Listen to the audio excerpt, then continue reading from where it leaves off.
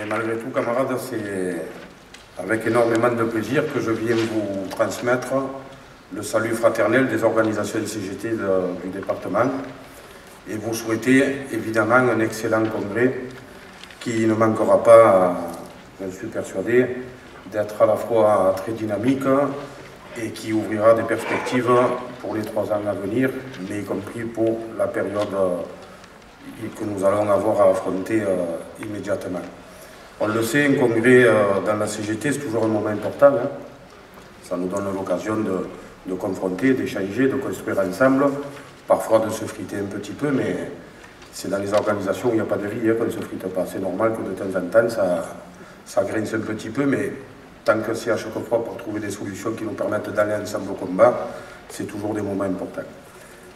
Et en termes, je pense, de moments importants, au regard de la période dans laquelle nous sommes, ce congrès-là prend une signification particulière. Je vais peser mes mots parce qu'il ne s'agit pas de vous faire porter sur les épaules plus que ce que vous avez et que vous aurez apporté, mais qu'on le veuille ou non, votre congrès sera regardé et les décisions que vous prendrez auront une importance dans tout ce que nous aurons à bâtir ensemble. Et pourquoi je parle de ce que nous aurons à bâtir ensemble? On le sait, camarades, ça va faire bientôt 2 ans que la Covid, pardon, je suis désolé hein, de féminiser ce problème-là, mais c'est pas moi qui l'ai décidé. En tout cas, ça va faire bientôt 2 ans qu'on est sous régime spécial et que partout sur la planète, le capital impose les pires restrictions qu'on aurait eu à subir depuis des décennies à l'ensemble des travailleurs et des travailleuses, mais y compris des peuples du monde entier. En tout cas, partout, là où le capital exerce son influence, puisque là où il a été mis hors des frontières de certains pays, je pense notamment au Venezuela et à Cuba, il fait comme avec nous, il accélère, il accentue, il augmente ses mauvais coups, encore une fois, en ne prenant jamais en compte les conséquences des décisions qui sont imposées aux classes ouvrières du monde entier et au peuple. Une fois que j'ai dit ça, camarades, et je sais que dans cette salle, vous êtes nombreux et nombreux à avoir été considérés et être toujours comme ils avaient appelé ça, les travailleurs de première ligne, de seconde ligne. En tout cas, vous avez fait partie avec notamment ceux du service public, je pense aux soignants, mais pas que, ceux qui ont fait en sorte que, alors que les actionnaires des grands groupes, les grands patrons et les ministres étaient bien à l'abri dans leur maison de campagne, vous avez fait en sorte que la machine continue à tourner et qu'on puisse répondre aux besoins les plus élémentaires des populations et faire en sorte que les choses puissent fonctionner. Malheureusement, on le sait, pour quelle reconnaissance, en dehors de quelques primes qui viennent encore un peu mettre en difficulté le salaire socialisé et quelques dizaines de milliers de licenciements, il n'y a pas eu plus de reconnaissance que ça de la part du patronat et de ceux qui nous gouvernent. Ça n'est pas une surprise. Pour autant, c'est exactement ce que nous avons à combattre ensemble, parce que quand on prend la situation telle qu'elle est, aujourd'hui, il n'y a plus un seul secteur, qu'on soit du privé, du public, qu'on soit de l'industrie, qu'on soit du commerce, qu'on soit de la sécurité, qu'on soit de l'enseignement. Il n'y a pas un seul secteur aujourd'hui qui est épargné par les mauvais coups. Et il s'agit bien là, Macron l'a dit il n'y a pas longtemps encore, hein, nous allons changer de modèle social. Et nous avons affaire à un remodelage en profondeur de notre modèle social, celui dont nous avons hérité du Conseil national de la résistance, qui consistait à peu près, chacun paie selon ses moyens et reçoit selon ses besoins. Aujourd'hui, pour eux, alors c'est pas forcément nouveau, hein, ça n'a pas changé avec la crise sanitaire. La réalité, c'est qu'ils ont bien compris qu'au travers des restrictions, notamment de liberté, et pour des raisons économiques qui tendent à cacher la réalité de leur système, mais un système qui est à bout de souffle, on le sait, la crise économique, elle ne vient pas de la survenue de la Covid, elle vient du fait de l'accaparation des richesses par un tout petit groupe sur la planète au détriment de tous les autres, et particulièrement de ceux qui les créent. Donc on a tout ça à affronter et il va nous falloir l'affronter ensemble, camarades. Il va nous falloir l'affronter ensemble parce que si l'attaque est globale, la riposte du monde du travail doit être globale. Je le dis, je le redis, il n'y a pas un seul secteur aujourd'hui qui est épargné. Dans le même temps, plus personne n'est en état de dire « moi, ne venez pas me chercher dans mon coin, je peux me débrouiller tout seul, je n'ai pas besoin ni de converger, ni de soutien, ni quoi que ce soit. Plus personne ne peut prétendre ça, camarade. Et c'est pour ça que, quand je dis votre congrès va être regardé, et il se situe dans un moment important, les décisions que vous allez prendre vont être importantes, parce que nous avons besoin de pousser plus que jamais, y compris dans la CGT, à ce que nous soyons sur une autre dynamique collective, camarades. Là, je l'ai dit, la reconnaissance pour les efforts consentis dans la dernière période par les travailleurs, c'est des licenciements, des fermetures d'activité, des salaires qui continuent à se dégrader. La récompense dans les grands groupes, c'est l'automatisation, c'est la mise en location-gérance, c'est la réallocation de surface. En tout cas, c'est l'explosion des collectifs de travail, c'est l'explosion des conditions de travail, c'est l'explosion de modèles économiques qui vont permettre à cela de ne plus avoir aucun compte à rendre ni au pays, ni à leurs salariés, mais de devenir partout en gros des agents financiers. Camarades, les choses sont en train de nous échapper, non pas parce que c'est inéluctable, mais parce que pour le moment, on n'a pas trouvé les moyens d'y aller tous ensemble et de mettre le monde du travail en situation d'apporter la riposte à la hauteur nécessaire. Et la question qui a à se poser, effectivement, c'est quelle CGT avons-nous besoin pour être à la hauteur des enjeux de la période. Et ça, vous avez 4 jours pour en discuter. Je sais que les débats ne manqueront pas. Camarades, ce n'est pas un appel désespéré, loin de là, mais on compte aussi sur vous, comme vous pouvez compter sur nous. Je le redis ici, l'engagement de la CGT des Bouches-du-Rhône aux côtés de ceux qui luttent, comme ça a été dernièrement le cas dans vos secteurs. Je pense notamment à la prévention de sécurité, avec des mobilisations plus qu'intéressantes. La fin de semaine dernière, avec ce fameux Red Friday, qui n'ont pas donné un contenu progressiste au Black Friday, qui était le marché aux esclaves, mais qui en tout cas amène une riposte des travailleurs de vos secteurs qui commencent à ressembler à quelque chose d'intéressant et qui doivent, de toute façon, ces luttes-là, ajouter, je peux évoquer la lutte en cours chez les camarades de la centrale de Gardanne, lutte à laquelle votre fédération et ses syndicats a apporté et continue à apporter un soutien conséquent, comme des milliers d'autres organisations de la CGT dans le pays. Toutes ces luttes doivent servir de socle à un mouvement social de grande ampleur qui doit nous permettre d'aller ensemble, non seulement arrêter le camp d'en face, mais imposer des solutions de progrès social. On est dans une période où il n'y a jamais eu autant de milliards à disposition. On souffre de quoi? Du fait qu'ils sont, encore une fois, orientés uniquement vers la satisfaction des besoins des actionnaires. On sait, et la dernière période nous l'a prouvé, que quand les travailleurs ne sont pas au travail, il n'y a plus de richesse qui se crée, il n'y a plus rien qui tourne. Je le redis, vous êtes ici un bon paquet d'exemples concrets de ce que je suis en train de dire là. Donc, on prend la situation telle qu'elle est, il y a de l'argent, on sait que quand on ne travaille pas, il n'y a rien qui se crée, il n'y a rien qui se passe.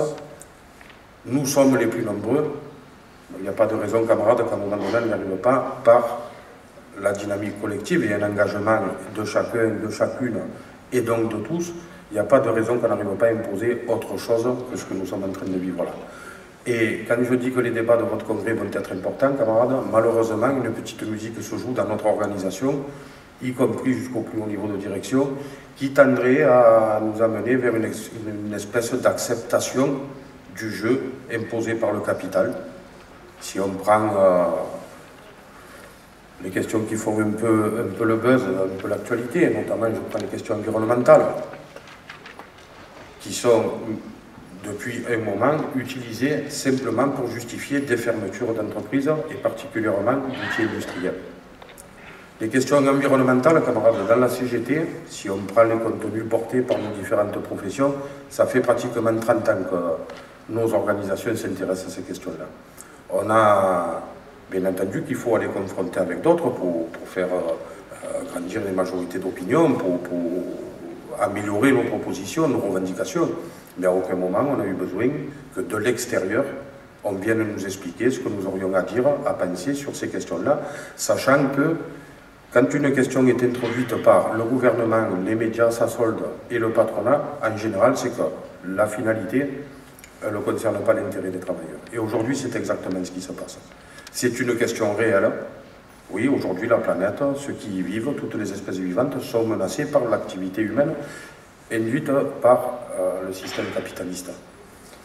Pour autant, camarades, ça ne doit pas nous amener, nous, la CGT, à considérer qu'au regard de l'urgence, les choses doivent être faites dans la panique. Et comme on l'a connu, hein, je reprends l'exemple de la centrale de Gardanne, on part au combat avec une opposition de la CGT qui dit il faut fermer les centrales à charbon. Avant de fermer les centrales à charbon ou pas, c'est un débat. Mais c'est un débat qu'on doit d'abord mener en interne. On doit confronter. Et ensuite, on affiche une opinion, fait une décision collective et on l'assume. Fermer les centrales à charbon comme ça de but en blanc, camarades, ça ne règle pas la question de l'indépendance énergétique du pays, ça ne règle pas la question de la possibilité pour chacune et chacun d'accéder à une énergie à un prix acceptable, ça ne règle aucune des questions. Ça vient simplement mettre encore un peu plus en difficulté non seulement les usagers, hein, vous savez comme c'est, au plus le produit est rare, au plus il est cher, et ça vient, qu'on le veuille ou non, mettre en danger tout le tissu industriel de la région PACA, je parle que pour la centrale de Gardanne, parce que pour pouvoir produire, quelle que ce soit l'activité, il faut de l'électricité. Alors, est-ce que pour ça, il fallait dire il faut continuer le charbon ou pas? Je ne sais pas si c'est ça qu'il fallait dire.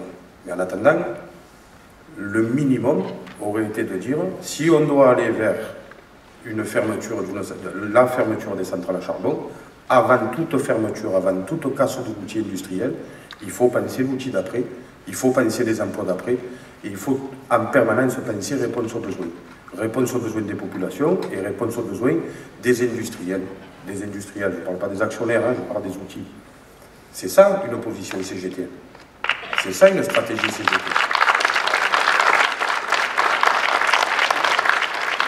Dans quel état on met nos organisations et on met les travailleurs quand d'emblée nous acceptons d'abord de sacrifier un outil de travail et des travailleurs et qu'ensuite on ne pousse pas pour que, de manière concrète, à la place 2, il y ait dans quelle situation on met les nôtres. Et pire que ça, camarades, est-ce que ça ne renvoie pas à l'idée que dans le camp d'en face, nous aurions des interlocuteurs assez sérieux pour que d'eux-mêmes, ils prennent conscience des effets catastrophiques de leurs décisions et qu'ils se mettent à réfléchir à des solutions qui vont dans le sens du progrès social, de la réponse aux besoins, de la pérennisation et du développement de nos outils industriels. Camarades, il y a tromperie idéologique quand nous sommes là-dessus. Et il ne s'agit pas de polémiquer. Il ne s'agit pas de polémiquer. Il s'agit d'avoir une position CGT qui aide les travailleurs à prendre conscience du fait que le capital, chaque décision qu'il prend, ne vise qu'à garantir le profit le plus haut pour ses actionnaires au détriment de tout le reste. Voilà la CGT dont nous avons besoin, camarades. Et ce que je dis pour la centrale à charbon de Gardanne s'applique pour l'ensemble des secteurs, y compris les vôtres. Y compris les vôtres. La bataille qui est menée, je m'excuse de les citer, parce que quand on cite, il faut aussi citer tout le reste, mais je ne veux pas non plus parler pendant 1h30. La bataille que mènent nos camarades du groupe Carrefour, et particulièrement ceux des hypermarchés, contre le massacre de leur groupe, le massacre de l'emploi. Est-ce que ça ne nécessite pas une position nationale interprofessionnelle de la CGT pour dire maintenant les petits jeux de la grande distribution doivent être arrêtés, on doit placer la question de la distribution, de la grande distribution et particulièrement les questions alimentaires dans le giron public. Est-ce qu'on n'a pas besoin dans ce pays de travailleurs à statut et évoluant dans le cadre d'un service public de la distribution garantissant à la fois aux producteurs jusqu'au dernier des distributeurs la possibilité de vivre dignement de son travail et garantissant aux consommateurs, qui deviendraient du coup des usagers, la possibilité au juste prix de ne pas s'esquinter la santé en mangeant de la merde qui nous vient de ne sais où et qu'on a fait fabriquer à la va-vite dans des usines agroalimentaires sans le moindre contrôle. Voilà la CGT dont on a besoin, camarades. Et ça, cette CGT, c'est nous qui allons la bâtir. Vous, ici, nous, partout. Et dans le pays, on n'est pas seul. Parce que la réalité, c'est que ceux qui nous mènent sur ce genre de gamberge, peut-être qu'ils n'en ont pas forcément conscience, et encore je ne suis pas sûr, mais la seule réalité, c'est qu'ils prônent envers le renoncement, camarades. Et le renoncement, c'est un fléau. C'est un fléau. Et quand je dis c'est un fléau, il ne s'agit pas de faire preuve d'un optimisme béat. Mais quand on prend les choses, camarades, au regard de l'histoire, à quel moment le capital a lâché quoi que ce soit aux travailleurs sans qu'il y ait eu de lutte? À quel moment les travailleurs ont obtenu des choses sans qu'il faille passer par des grands mouvements sociaux interprofessionnels et des revendications qui n'effacent pas les revendications professionnelles, qui leur donnent un prolongement jusqu'à ce qu'elles fassent l'unité de l'ensemble du monde du travail pour lui permettre d'aller jusqu'à la victoire. À quel moment on a pu s'exonérer de ça, camarades? Aujourd'hui, on deviendrait une organisation spécialiste des colloques, des journées d'études. Le problème, c'est pas qu'on y réfléchisse aux choses. Le problème, c'est que la CGT, pour qu'elle avance, le temps de la réflexion doit précéder forcément le temps de l'action. Quand on scinde les deux et qu'on ne devient plus qu'une machine à réfléchir à, comment on dit, un peu comme l'économie circulaire, là, en fait, on tourne autour du sujet sans jamais y donner de concrétisation, et bien, camarades, on devient inaudible, on devient efficace, et effectivement, c'est le renoncement et la résignation qui l'emportent. Sauf que nous sommes la CGT, camarades. Et toutes ici, nous avons adhéré à la CGT sur la base de la double besogne, à savoir pouvoir se défendre au quotidien contre toutes les attaques. Et dans le même temps, pour ne pas vivre éternellement les mêmes choses, participer à la transformation de la société, à l'abolition du capitalisme, à la fin du salariat. Camarades, vous savez comme moi que les patrons, le lundi, te lâchent 10 centimes, le mardi, veulent t'en reprendre 30. Nous avons obligation de mener les deux de front. Renoncer à ça, camarades, c'est se mettre en grande difficulté. Je crois que c'est Henri Krasuki qui disait « La lutte de classe est un fait. Il ne suffit pas de la nier pour qu'elle cesse. » Et renoncer à la mener, c'est se livrer pieds et poings liés aux exploiteurs. Nous en sommes exactement là, camarades. Et votre congrès doit être un moment important pour toute la CGT, pour sortir de cette ornière-là, camarades, et nous remettre en perspective pour aller au combat, parce qu'il n'y a pas de raison qu'on ne puisse pas gagner. Il n'y a pas de raison qu'on ne puisse pas gagner. Il n'y a aucune raison qu'on accepte qui nous démonte la sécurité sociale, qui nous démonte les services publics, pour tout marchandiser, rendre payant ce qui n'était pas, rendre marchand ce qui était propriété collective. Camarades, nous n'avons aucune raison de laisser faire ça. Il y a des organisations qui prônent le renoncement, qui prônent l'accompagnement. On ne s'oblige pas. On ne s'oblige pas. Ceux qui n'y croient pas ont la possibilité d'aller militer dans des organisations qui n'y croient plus. C'est leur problème. Mais comme on dit, ceux qui n'y croient pas sont priés de ne pas empêcher ceux qui essaient. Et la réalité, c'est que parfois, il suffit de vouloir. Je dis ça pas par facilité ou par inconscience ou innocence, mais parfois il suffit de décider qu'ensemble on peut changer les choses pour que ça devienne réalité, camarades. Et des victoires, on en a, hein, je ne vais pas toutes les énumérer, mais la réalité, dans un moment où à la fois notre camp politique est en grande difficulté, le champ syndical est en grande difficulté, on arrive malgré tout, par le combat, parle tous ensemble à chaque fois qu'on arrive à le créer, à imposer des reculs à ceux du camp d'en face. Donc camarades, je m'excuse d'avoir été un peu long. J'en suis un peu long ou alors là? Allez, ça va, mais vous êtes trop gentils, vous n'êtes pas objectifs. Mais quoi qu'il en soit, camarades, voilà, je ne sais pas comment le dire. Il nous faut être plein de réalisme, être conscient des dangers de la période, mais y compris de leur potentialité. Et je sais que, à partir des dynamiques que vous portez dans vos syndicats, avec votre fédération, vous avez la possibilité, je le redis, de contribuer grandement à l'édification du mouvement social dont nous avons besoin et dont nous allons avoir besoin très vite. D'abord parce que les travailleurs se font massacrer, je dis bien massacrer, mais il y a aussi une échéance à venir l'année prochaine qui va compter dans la vie, dans nos vies de tous les jours. Je parle là des échéances électorales, et qu'on le veuille ou non, il ne s'agit pas pour moi de dire ici il faut voter pour un tel ou un tel. Ce qui est certain, c'est que dans la situation, on entend parler que d'insécurité, que d'immigration, que de terrorisme et de coût du travail. Nous avons la responsabilité d'imposer dans la campagne électorale les thèmes qui nous sont chers, camarades. Salaire, emploi, retraite, statut, convention collective, sécurité sociale, protection sociale, pour aller chercher du plus, camarades. Si la CGT ne se met pas en situation de faire cela, personne d'autre le fera à notre place. C'est la responsabilité que nous avons. Vous avez 4 jours pour décider de la part que vous allez prendre à ce beau mouvement qu'on va construire, de comment vous allez le faire, camarades.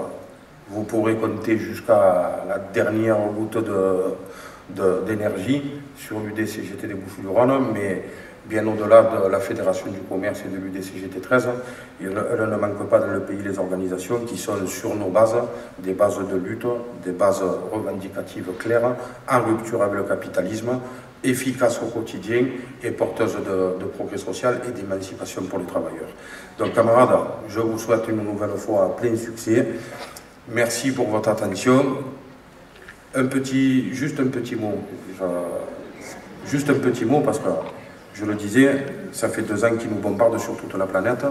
Vous avez fait le choix, comme l'UD, il y a quelque temps, d'adhérer à la Fédération syndicale mondiale, qui est représentée aujourd'hui par son secrétaire général Georges Mavrikos. Je m'excuse, je l'annonce, mais encore une fois, ce n'est pas simplement pour le citer que j'en parle, mais ce qui nous est imposé ici est imposé de la même manière sur le reste de la planète. La réalité, c'est que pour rendre encore plus crédibles les combats que nous menons au quotidien dans nos entreprises, dans nos quartiers, dans nos villes, nous avons besoin de donner à ces combats un prolongement international. Nous avons des affiliations internationales au niveau de la Confédération. Vous aurez très certainement l'occasion d'en discuter pendant le congrès. Je le redis, il ne s'agit pas ici de dire qu'on doit faire de l'exclusive. Si nous sommes affiliés à eux, on ne doit pas parler aux autres. La réalité, c'est que pour nous, le fait d'avoir adhéré à la Fédération syndicale mondiale, ça nous a sorti, qu'on le veuille ou non, d'une forme d'isolement dans laquelle nous étions jusque-là. Et il semblerait que ce soit là aussi par volonté, puisque je ne sais pas quand est-ce que c'est qu'a eu lieu la dernière initiative européenne ou internationale menée par la Confédération européenne des syndicats, voire la Confédération syndicale internationale. Je ne dis pas ça que pour critiquer, c'est un fait. Depuis que nous avons adhéré à la FSM, je ne dis pas qu'on est un sur-régime, mais en tout cas, il n'y a pas eu un seul combat mené dans ce département qui n'ait trouvé d'écho à l'international, qui n'ait reçu de soutien à l'international. On a essayé à chaque fois de rendre l'appareil, et ça nous permet, là aussi dans le très concret, on n'est pas sur des grands discours, de gagner en efficacité, notamment quand on affronte des grands groupes internationaux. Voilà ce que je souhaitais dire par rapport à la Fédération syndicale mondiale. Si je dois en faire 2 secondes de publicité, elle est la seule organisation internationale à accepter la double affiliation. Je pense à nos détracteurs qui nous accusent d'être des soutiens de dictature, on soutient la charia, on soutient je ne sais pas qui. En tout cas, nous, grâce à la Fédération syndicale mondiale, nous sommes arrivés à parler avec des syndicats qui n'ont rien à voir avec tout ça et qui, jusqu'à présent, nous étaient inaccessibles parce que personne, au niveau international, avait pris le soin de nous mettre en relation. Donc, encore une fois, je le dis, c'est un vrai gain pour les combats qu'on mène au quotidien. Donc voilà, camarades, j'ai terminé. Encore une fois, bon congrès. Vive les travailleurs en lutte, vive la Fédération du commerce, CGT Commerce Service, vive la Fédération syndicale mondiale et vive la CGT.